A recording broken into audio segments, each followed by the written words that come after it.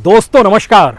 ये रायसीना हिल्स का इलाका है। रायसीना हिल्स यानी राजनीतिक सत्ता की असल ताकत का प्रतीक। नॉर्थ और साउथ ब्लॉक और उसके उस छोर पर जब आप निकल जाएंगे तो वहां राष्ट्रपति भवन का गुंबद आपको दिखाई दे रहा होगा। ठीक 8 बरस पहले यहां अंतर्राष्ट्रीय राष्ट्राध्यक्षों का जमघट था। सार्क देशों के तमाम राष्ट्राध्यक्ष भी पहुंचे थे, क्योंकि ठीक 8 बरस पहले प्रधानमंत्री मोदी शपथ ले रहे थे प्रधानमंत्री पद की, और राष्ट्रपति भवन के आंगन में इसकी व्यवस्था की गई थी और इस पूरे इलाके को वीवीआईपी के लिए पूरे तरीके से कॉर्डन ऑफ कर दिया गया था। उन्हीं की आवाजाही थी, बाकी किसी की कोई आवाजाही नहीं थी। 26 मई 2014 शपथ ग्रहण समारोह और 27 मई 2014 कैबिनेट की पहली बैठक। कैबिनेट की बैठक इसी रायसीना हिल्स पर चढ़ते हुए बाईं तरफ आखिर में प्रधानमंत्री कार्यालय है, वहीं पर कैबिनेट की बैठक हुई और जिस बात को लेकर पहली मोहर लगी वह ब्लैक मनी को लेकर थी, काले धन को लेकर थी। भारत में काला धन वापस आ जाए तो हर खाते में 15 लाख रुपए डाले जा सकते हैं। इस बात की तहकीकात बीते 8 बरस में किसी ने नहीं की कि दरअसल कैबिनेट की पहली बैठक में जब ब्लैक मनी को लेकर एसआईटी बना दी गई, सुप्रीम कोर्ट का दरवाजा भी खटखटाया गया। सुप्रीम कोर्ट ने 12 इंस्टीट्यूशंस की एक कमेटी बनाई और उस कमेटी को जांच के पूरे अधिकार दे दिए। उसमें सीबीडीटी भी था, उसमें ईडी भी था, उसमें आईटी भी था, उसमें पूरी फाइनेंस मिनिस्ट्री एक लिहाज से इन्वॉल्व थी, उसमें सीबीआई भी मौजूद थी। अलग अलग जांच एजेंसी जिसको जिस रूप में काम करना है करने की शुरुआत हो गई, और जिक्र हम आपसे कर रहे हैं ठीक 8 बरस पहले का। लेकिन इस 8 बरस के कालखंड में क्या वाकई इस देश में ब्लैक मनी लौटी आई, या फिर अंतर्राष्ट्रीय बाजार में भारत की ब्लैक मनी बढ़ती चली गई? अंतर्राष्ट्रीय बैंकों में भारत का काला धन बढ़ता चला गया। एक भी नाम बीते 8 बरस में क्या आपने सुना? सवाल यह नहीं है कि 8 बरस की सफलता का आकलन किस रूप में किया जाए। सवाल यह है कि 8 बरस पहले जो पहला निर्णय मोदी सत्ता ने लिया था, आज उसको परखने का वक्त है। उसी के जरिए इन 8 बरस का कच्चा चिट्ठा हो सकता है आपकी आंखों के सामने आ जाए, क्योंकि उससे पहले मनमोहन की सत्ता के दौर में बार बार ब्लैक मनी का जिक्र होता था।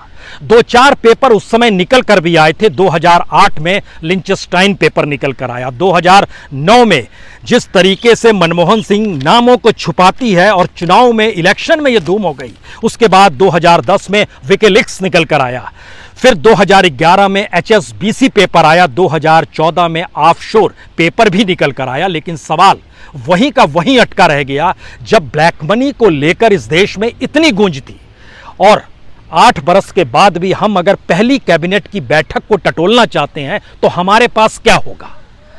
यह सवाल आज की तारीख में शायद बहुत महत्वपूर्ण हो चला है, क्योंकि अगर तारीख वही है, जगह वही है, निर्णय उसी वक्त लिए गए, तो उन निर्णयों के पीछे के दस्तावेज क्या कहते हैं?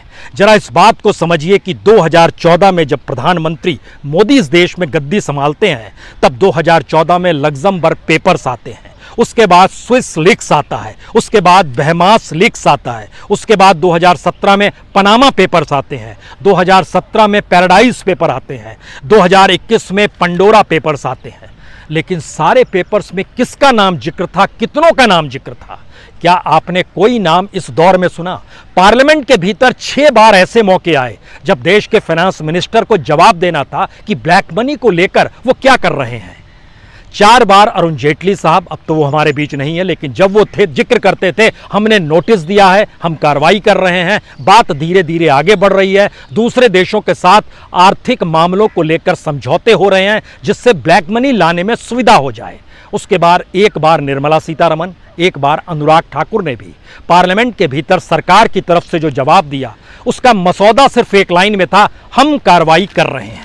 लेकिन इन सारे बीचों के बीच में जो 10 पेपर्स की पूरी लिस्ट थी, जो 2008 से शुरू हुई और 2021 तक आती चली गई, 8000 भारतीयों के नाम जो प्रोमिनेंट थे, जिसमें पॉलिटिशियंस थे, जिसमें कॉरपोरेट था, जिसमें इस देश के उद्योगपति थे, जिसमें इस देश के सेलिब्रिटीज थे, जिनके नाम हर कोई जानता था, लेकिन फिर वो सारे नाम कहां गायब हो गए? कोई जिक्र क्यों नहीं करता और किसी को जेल के भीतर क्यों नहीं डाला गया? इन 8000 लोगों में से बड़ी तादाद इस देश को छोड़कर भाग गई। आपके जहन में तो 3-4 नाम ही आते हैं, चाहे वो नीरव मोदी हो, चाहे विजय माल्या हो, चाहे मेहुल चौकसी हो, 3-4 नाम आएंगे आपके जहन में। लेकिन कल्पना कीजिए, जब हम ये बात का जिक्र करें तो इस देश में जो मिलीनियर इस देश को छोड़कर भागे, उनका नाम भी उस फहरिस्त में, जिनका पैसा स्विस बैंक से लेकर तमाम दुनिया के उन बैंकों में जमा है, जो देश के लगभग 12 दुनिया के देशों में भारत का पैसा वहां पर है। सवाल है टैक्स की चोरी भी हो रही है, सवाल है अपने पैसे को दुनिया के बाजार में ले जाकर और उसकी रकम बढ़ाई भी जा रही है।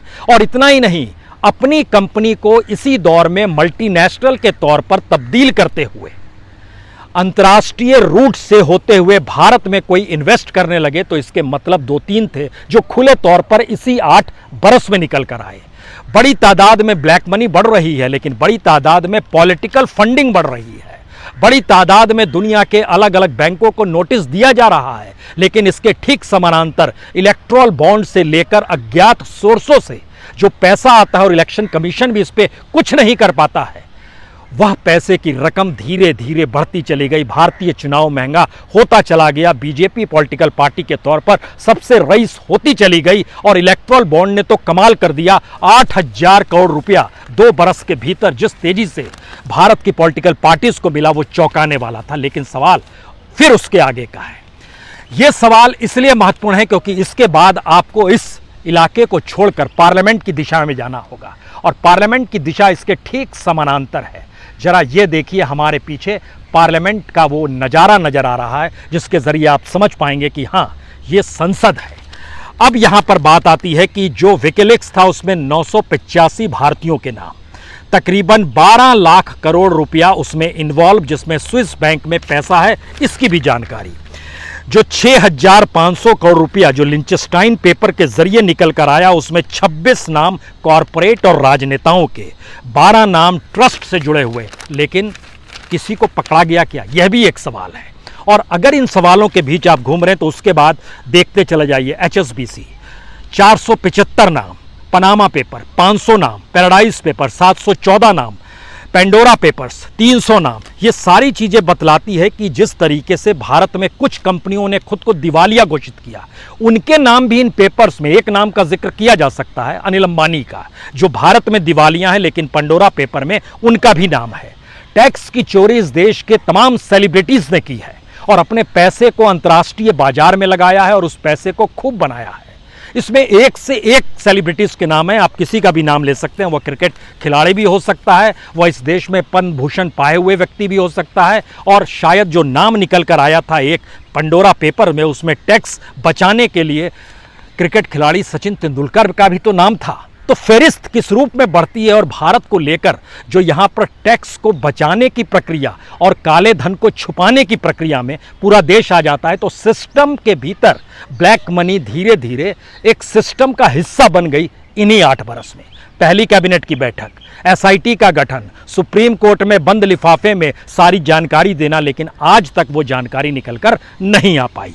अगला सवाल यह है कि इसमें कैसे कैसे लोग थे, राजस्व का चूना लगाया गया, कर्ज नहीं लौटाया गया, बैंकों का NPA लगातार बढ़ता चला गया, और बैंकों का NPA बढ़ रहा है, और NPA को रिटर्न ऑफ करने के लिए सरकार ने इस दौर में लगभग 9 लाख करोड़ रुपए माफ भी कर दिए।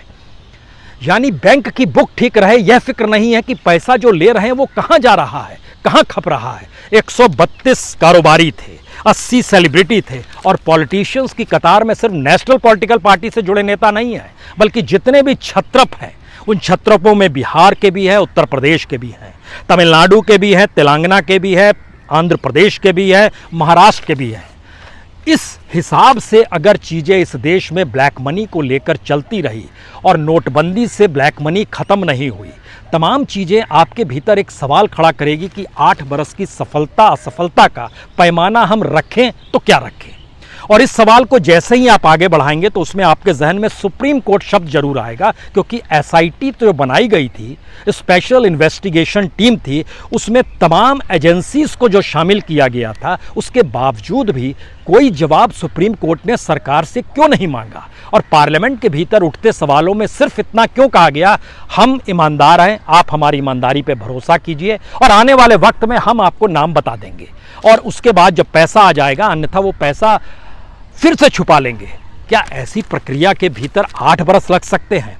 ब्लैक मनी पर नकेल कोई दूसरा नहीं कसता है, हम ही कस सकते हैं। ब्लैक मनी ट्रांसफर जब पॉलिटिशियन करता है तो गवर्नमेंट की पॉलिसी क्या इस ब्लैक मनी को भी वाइट बनाने की दिशा में मशीनरी को आगे बढ़ा रही थी? यह फिर एक सवाल है और इसके लिए इस पार्लियामेंट के भीतर सवाल जवाब से इतर बाबुओं के जरिए जो पॉलिसीज बनती है उसके लिए इस नॉर्थ और साउथ ब्लॉक को एक क्षण के लिए फिर देख लीजिए। ये नॉर्थ साउथ ब्लॉक में ही तमाम फाइनेंस मिनिस्ट्री के लोग बैठते हैं, होम मिनिस्ट्री के लोग बैठते हैं, तमाम बड़े जांच अधिकारी, मंत्री, संतरी सब यहीं पर मौजूद है और ये पूरा का पूरा इलाका एक किसी भी सत्ता के ताकत का एहसास कराता हुआ है। अब इसके बाद अगला सवाल ये है कि इस सारे पैसे का ट्रांसफर क्या पॉलिटिकल हो रहा था? हमारी टीम ने इस पर एक रिसर्च किया।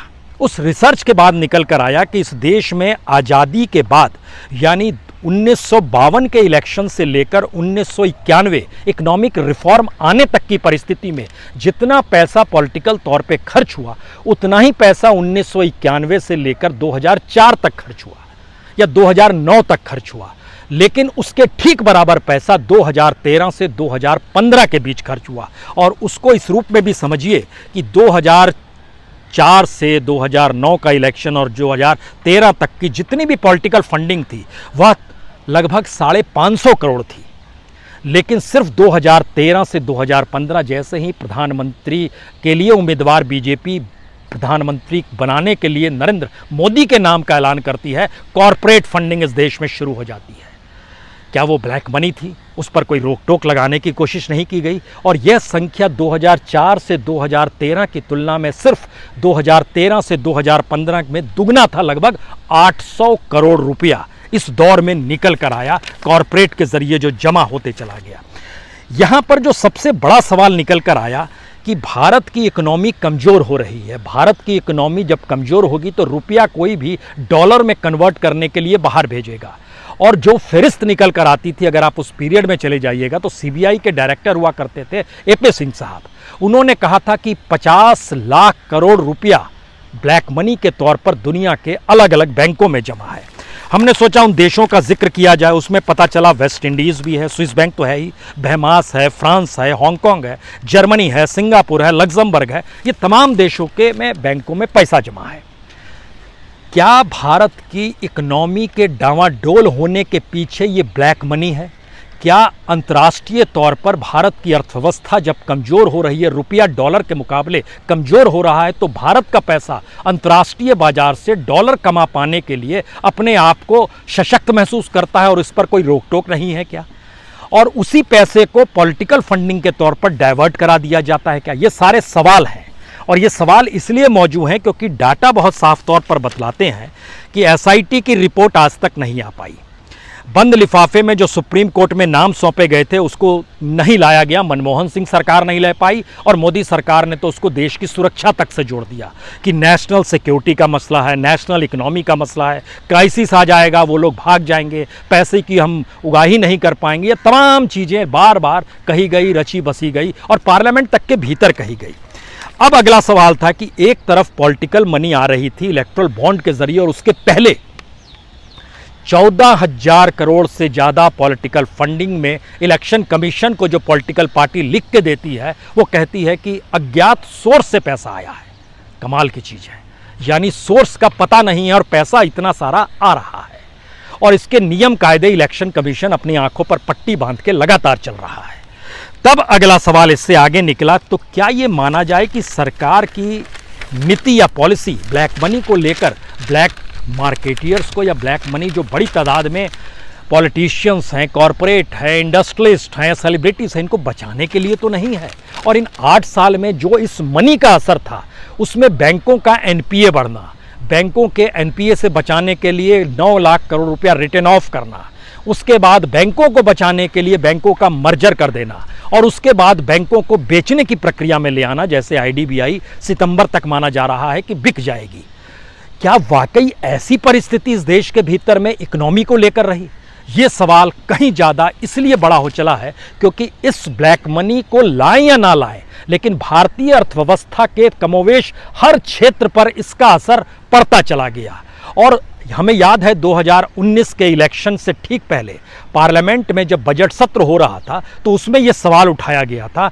उसके लिए फिर एक बार हम जरा सा कैमरे को घुमाते हैं, जरा देखिए पीछे पार्लियामेंट का जो हल्का सा नज़ारा नज़र आ रहा है, वो पार्लियामेंट के भीतर जब ये सवाल लाया गया तो जवाब दे पाने की स्थिति में कोई नहीं था, सिवाय इसके कि आपको भरोसा करना होगा, जनता ने हमें चुना है और फिर हम चुनाव के मैदान में जा रहे हैं और अगर जनता चाहेगी तो हमें हरा देगी। लेकिन जनता ने तो और ज़्यादा वोट दे दिए। जब और ज़्यादा वोट दे दिए तो आप नीतियों को लेकर और लचीलेपन की स्थिति में आ गए या ब्लैक मनी को लेकर 2019 के बाद ध्यान दीजिए खामोशी बरती गई। सारे सवाल जवाब उसके बाद थम गए। और अगला सवाल ये आता है कि जब आप इस रूप में ब्लैक मनी रखने वालों को जगह देते हैं तो हमें लगता है कि आज की तारीख में जिक्र किस बात का किया जाए जिससे चीज़ें और कुछ साफ हो जाए। एक जिक्र किया जा सकता है पेट्रोल का, डीजल का। पेट्रोल और डीजल में जो एक्साइज ड्यूटी 2013-14 में मनमोहन सिंह थे, तकरीबन 74,000 करोड़ रुपए वो एक्साइज ड्यूटी से लेते थे, जो बढ़ते बढ़ते बढ़ते बढ़ते आज की तारीख में 4 लाख करोड़ तक पहुंच गया। जो शराब से उगाही होती थी, जो एक्साइज ड्यूटी शराब पर लगाई जाती थी, वह तकरीबन 60 से 70,000 करोड़ की थी 2013-14 में। वो बढ़ते बढ़ते बढ़ते बढ़ते 3 लाख करोड़ तक पहुंच गया। आप कहेंगे ये तो सरकार चलाना जरूरत है। हम इसके आगे एक और लकीर खींचते हैं। इस देश के भीतर में सारी चीज़ें जो हम लोग जिक्र बार बार करते हैं, या राहुल गांधी ने एक जगह जिक्र किया लंदन के भीतर में कि किसी मोनोपोली किसी एक कॉरपोरेट की कैसे हो सकती है। हम एक दूसरा सवाल आपके सामने रखते हैं। अडानीज अंबानीज को थोड़ी देर के लिए भूल जाइए। इस देश में जितने भी पेट्रोल पंप हैं उनकी तादाद जो है वो 60,789 है। इन पेट्रोल पंपों के मालिक कौन हैं? आपको जानकर हैरत होगी, लगभग 30,966 पेट्रोल पंप के मालिक पॉलिटिशियंस या उनका परिवार है। गृह राज्य मंत्री आपको याद कर लीजिए, अजय मिश्रा उनके बेटे हैं, आशीष मिश्रा, उनके नाम भी एक पेट्रोल पंप चल रहा है। पॉलिटिशियंस का कुनबा इस देश में इस तरीके से ताकतवर है जिसमें इन 8 बरस में उस पॉलिटिशियंस की ताकत में कट एंड ऑफ किया गया। चंद पॉलिटिशियंस ही ताकतवर रहे, बाकियों को अलग थलग किया गया। इसीलिए आप मिनिस्टर्स का नाम नहीं जानते हैं, कैबिनेट मिनिस्टर कौन है आप नहीं जानते हैं। बड़े बड़े नेताओं को लोग भूल गए। पहले याद रखते थे कि अच्छा यह नेता है वो नेता है, अब सब भूल गए। अब 2-3 नाम ही आपके जहन में आएंगे। प्रधानमंत्री मोदी आएंगे, गृह मंत्री अमित शाह आएंगे, बीजेपी अध्यक्ष जेपी नड्डा आ जाएंगे, पीयूष गोयल का नाम आ जाएगा, हो सकता है अनुराग ठाकुर आपके जहन में आ जाए क्योंकि आईएनबी मिनिस्टर है अभी वो। इसके बाद आप एक गडकरी का नाम ले लीजिएगा, फिर आप भूलने लगिएगा कौन है पेट्रोलियम मिनिस्टर को। पेट्रोलियम मिनिस्टर ने वर्ल्ड इकोनॉमिक फोरम में एक अच्छा जिक्र किया। उन्होंने कहा कि $110 प्रति बैरल तेल हम नहीं खरीद पाएंगे, जनता पर बड़ा बोझ पड़ेगा। तालियां बजी। लेकिन इस दौर में जनता पर जो बोझ पड़ रहा है वो देश के भीतर पॉलिसी बनाने वाले ब्यूरोक्रेट्स है और नेता जो उसको निर्देश देते हैं, दोनों ने खामोशी बरत ली है। हम जब इन बातों का जिक्र कर रहे हैं तो 3 सवाल आखिर में निकल कर आते हैं। क्या राजनीतिक सत्ता ने धीरे धीरे अपने आप को सिकुड़ना शुरू किया है और पावर्स चंद हाथों में आ गया? दूसरा सवाल, पॉलिटिशियंस अगर चंद ही पावरफुल हैं तो ब्यूरोक्रेट्स भी चंद ही पावरफुल बचेंगे और वह धीरे धीरे सत्ता के लिए काम करने लगेंगे। इसके ठीक समानांतर जो जांच एजेंसीज है, जिन जांच एजेंसियों को अपने तौर पर ब्लैक मनी को मान लीजिए वो काम कर रही है, या जो एसआईटी 8 बरस पहले बनी थी उसको लेके जो लोग काम कर रहे थे, उस एजेंसीज का पहला काम तो यही होना चाहिए था कि अगर हम इसको इकोनॉमिक ऑफेंस भी माने, हालांकि ये देश के साथ एक लिहाज से दगाबाजी है, राजद्रोह तो अब ख़त्म कर दिया गया है। ये वाकई में राजद्रोह की स्थिति है कि इस देश की पूंजी को आप दुनिया के बाजार में ले जाओ। और ये पूंजी कैसे बनती है? भारत के खनिज संसाधनों के लूट से बनती है, भारत के सार्वजनिक उपक्रमों के कौड़ियों के मोल ट्रांसफ़र से बनती है, भारत के भीतर हर चीज़ को लेकर एनओसी की परिस्थिति ताकतवर लोगों के हाथ में देने से बनती है। यानी 80 करोड़ लोगों को 5 किलो अनाज में पालना है, पोसना है, आगे बढ़ाना है। लेकिन एक बड़ा पॉलिटिकल पावर का हिस्सा इस देश में चंद लोगों के साथ पूरी इकोनॉमी को अगर समेटने की परिस्थिति में आ रहा है तो फिर पार्लियामेंट क्या करेगी और नॉर्थ साउथ ब्लॉक में बैठे ब्यूरोक्रेट्स क्या करेंगे? तो आखिर में हमें लगता है जो सवाल निकल कर आते हैं वो इसलिए बड़े महत्वपूर्ण हैं क्योंकि स्विस बैंक में जो एक फेडरल टैक्स एडमिनिस्ट्रेशन है उसने जानकारी दी कि स्विस बैंक के भीतर जो मनी 2012 में थी वो तकरीबन 14,000 करोड़ की थी। 2019 में ये बढ़ते बढ़ते 20,000 करोड़ हो गई। और दुनिया के अलग अलग बैंकों को लेकर, जो ब्लैक मनी को लेकर जो भी इंटरनेशनल मीडिया काम कर रहा है, अगर उन आंकड़ों को हम सिलसिलेवार तरीके से देखें तो भारत के लोगों की ब्लैक मनी दुनिया के दूसरे बैंकों में इस दौर में क्यों बढ़ गई है, ये एक सवाल है। और कोई पैसा नहीं लाया गया, यह तो दूर की गोटी है, लेकिन क्या हमारे यहाँ की पूरी जांच एजेंसी या गवर्नमेंट का रुख, जब सरकार आई थी तो जो बात को लेकर पूरे देश में शोर मचता था, कौन शोर नहीं मचाता था। लाल कृष्ण आडवाणी कहते थे 30 लाख करोड़ रुपया, बीजेपी कहती थी 20 लाख करोड़ रुपया, सीबीआई डायरेक्टर कहते थे 50 लाख करोड़ रुपया, अलग अलग तरीके से आंकड़े। बाबा रामदेव ने भी एक आंकड़ा दे दिया था, इतने लाख करोड़ बाहर में खड़े हैं। लेकिन आज की तारीख में क्या आप किसी को कह के पूछ सकते हैं कितने लाख करोड़ दुनिया के अलग अलग बैंकों में ब्लैक मनी के तौर पर हैं? और क्या 8 साल के बाद सुप्रीम कोर्ट को ये पहल नहीं करनी चाहिए कि 8 बरस पहले आपने जो एसआईटी बनाई थी उसकी रिपोर्ट तो इस देश को दिखा दीजिए, उसमें निकला क्या? क्या किसी का नाम आया है?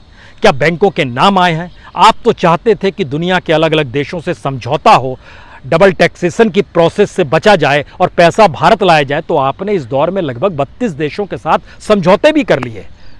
फिर भी इस देश के भीतर में ब्लैक मनी का सवाल गायब क्यों है? 8 बरस की यात्रा में हो सकता है आपके भीतर बहुत सारे सवालों ये उपलब्धियां हैं, लेकिन देश की इकोनॉमी और देश की करेंसी अगर चंद हाथों में सिमट जाए तो फिर आप डिजिटल इंडिया बनाइए या आप अपने तौर पर स्वास्थ्य लाभ के लिए इंश्योरेंस देने की व्यवस्था कर लीजिए। कोई असर भारत की अर्थव्यवस्था पर नहीं पड़ेगा और उसे संभालने के लिए आपके पास दूसरा कोई रास्ता तब तक नहीं निकलेगा जब तक नॉर्थ और साउथ ब्लॉक में बैठकर बाबू लोग इस बात का खुले तौर पर जिक्र ना करें कि हम अब कोई हस्ताक्षर नहीं करेंगे, तब तक जब तक आप ब्लैक मनी के लेकर उस पर नकेल कसने के लिए जो पहले दिन आपने वादा किया था उस दिशा में नहीं बढ़ जाते हैं। हम भी इंतजार करते हैं। अभी 8 बरस हुए हैं, पता है हमें 9 बरस होंगे, 10 बरस होंगे, हो सकता है 2024 के बाद हम लोग 11, 12, 13, 14 गिनते चले जाए, लेकिन देश की अर्थव्यवस्था की तरफ एक बार नज़र उठा के सोचिए जरूर गड़बड़ी हुई कहाँ पर है। बहुत बहुत शुक्रिया, बहुत बहुत शुक्रिया। लाल बटन पर क्लिक करके सब्सक्राइब करें और साथ में इस बेल आइकन पर भी क्लिक करें।